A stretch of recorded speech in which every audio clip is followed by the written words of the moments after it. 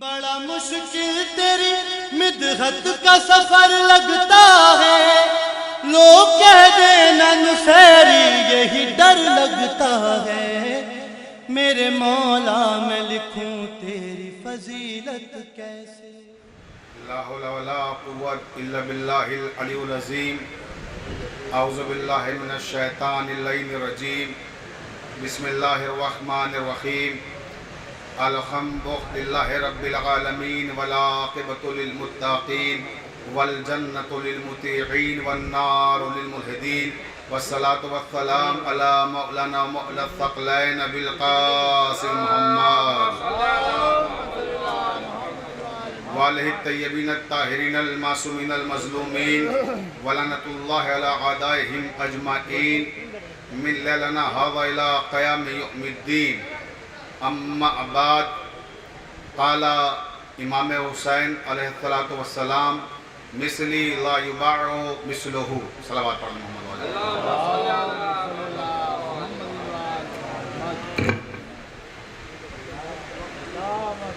بلند ترین صلوات ارشاد فرمائے۔ اس وقت نگاہ فلک اسلم آغا صاحب کے مکان کی طرف دیکھ رہی ہے۔ آسمان پر چرچے ہیں، فرشتے آپس میں گفتگو کر رہے ہیں کہ آج زمین پر کیا ہو رہا ہے، ایسا کہ چشم فلک ایک لمحے کے لیے بھی اسلم آغا صاحب کے مکان سے ہٹ نہیں رہی ہے۔ فرشتوں میں گفتگو ہے، اور ایک فرشتہ دوسرے فرشتے سے کہہ رہا ہے کہ آؤ ہم بھی تو دیکھیں آخر ہو کیا رہا ہے۔ لاکھوں فرشتوں کی نگاہوں کا مرکز بن گیا ہے یہ مقام جہاں آپ تشریف رکھتے ہیں۔ اچانک جبرائیل امین آتے اور کہتے ہیں سنو، ہم بتاتے ہیں تمہیں کیا ہو رہا ہے۔ ارے وہی ہو رہا ہے جو کل ہم آسمان پہ کر رہے تھے، آج اہل زمین کر رہے ہیں۔ سردارے جوانان جنت کو خراج عقیدت پیش کرنے کے لیے اہل زمین جمع ہوئے ہیں، تو آپ کی صلوات اہل فلک سے ہلکی نہیں ہونا چاہیے، بلند ترین صلوات پڑھیں۔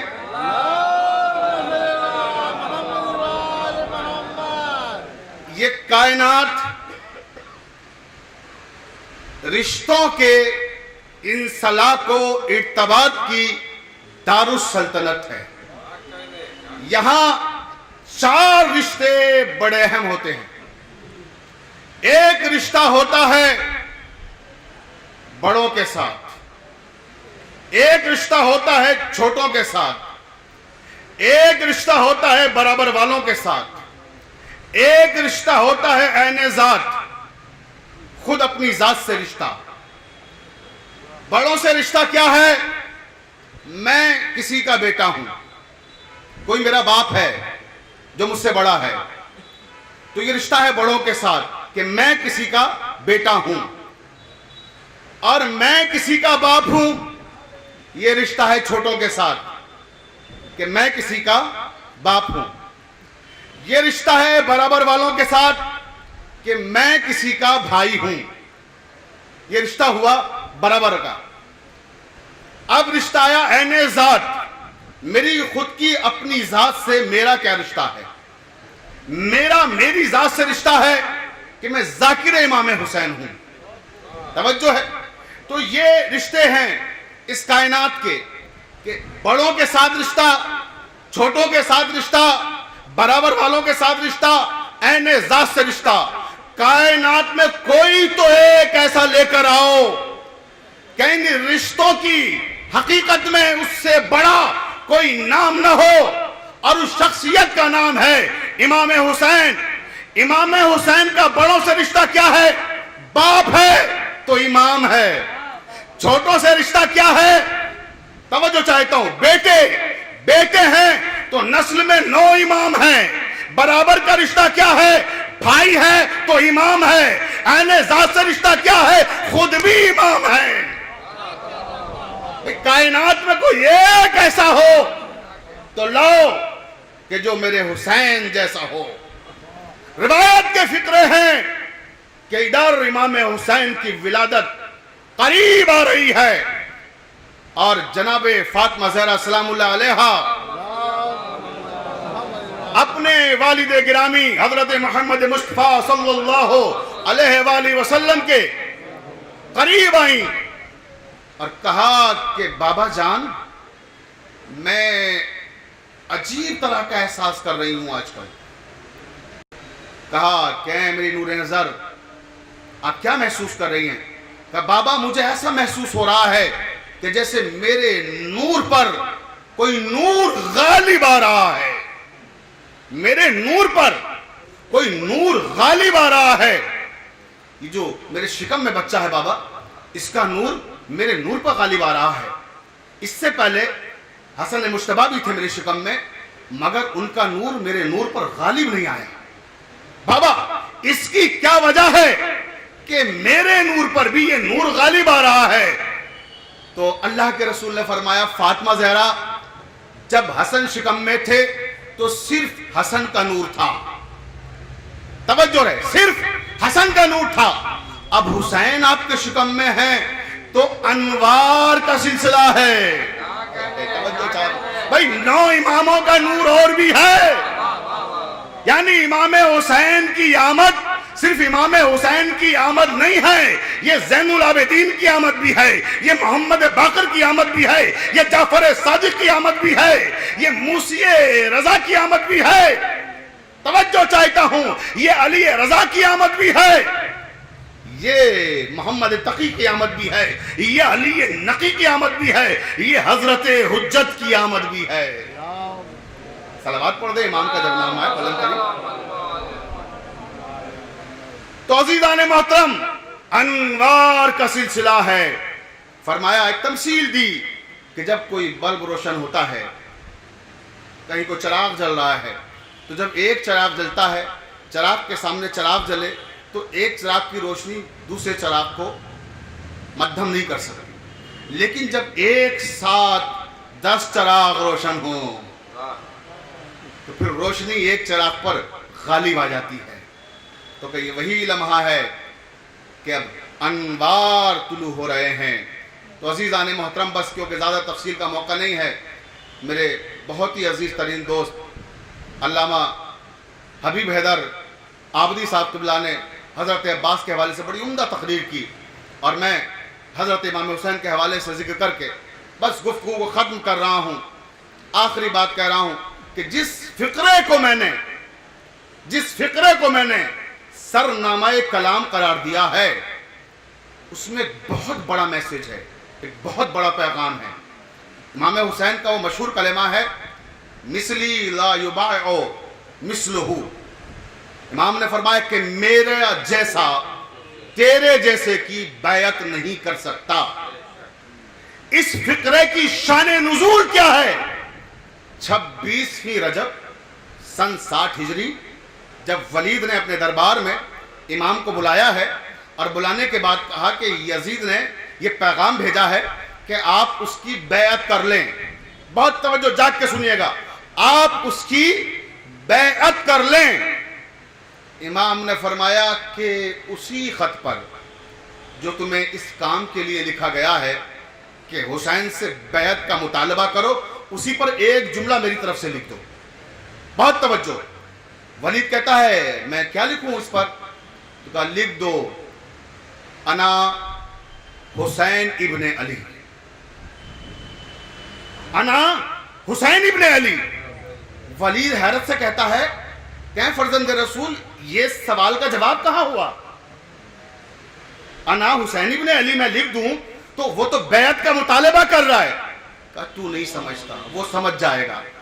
بھئی توجہ چاہ رہا. کہا تو نہیں سمجھتا اس کا مطلب وہ سمجھ جائے گا جب پڑھے گا کہ جواب میں آیا ہے انا حسین ابن علی میں حسین وہ ہوں جو علی کا بیٹا ہوں. جب وہ یہ سنے گا جب وہ یہ پڑھے گا کہ حسین نے جواب میں یہ کہلایا ہے کہ میں علی کا بیٹا ہوں اسے تاریخ یاد آ جائے گی کہ نہ علی نے بیعت کی تھی نہ حسین بیعت کریں گے.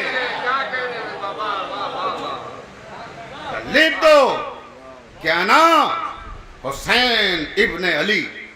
اس کے بعد کہتا سرکار کچھ اور بھی لکھا دیں اس میں. کہا لکھ. دوسرا جملہ توجہ, مثلی لا یباع مثلہ, بس ختم. کہہ دو کہ میرے جیسا تیرے جیسے کی بیعت نہیں کر سکتا.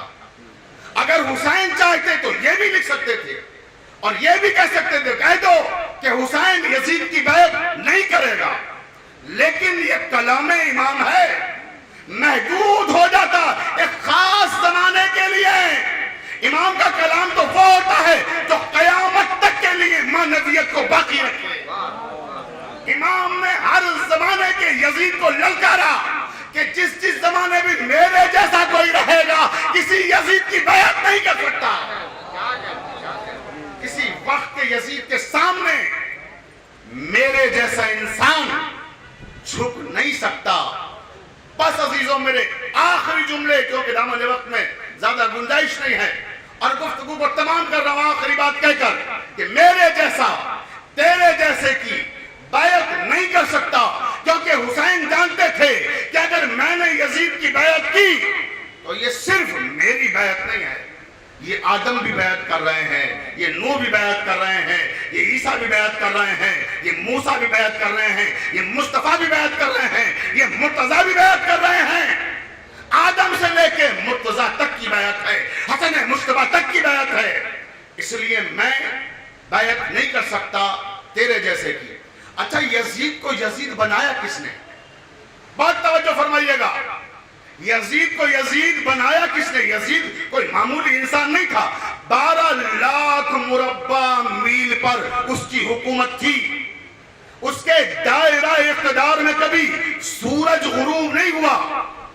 آج تک کسی مسلمان حاکم کو اتنی بڑی حکومت نہیں ملی, اتنا بڑا اقتدار نہیں ملا. تو یہ اتنا بڑا اقتدار اسے دلایا کس نے؟ یزید کو یزید بنایا کس نے؟ ملت نے 3 اصول قائم کرنے کی غلطی کی تھی, اس کا نتیجہ یزید ہے.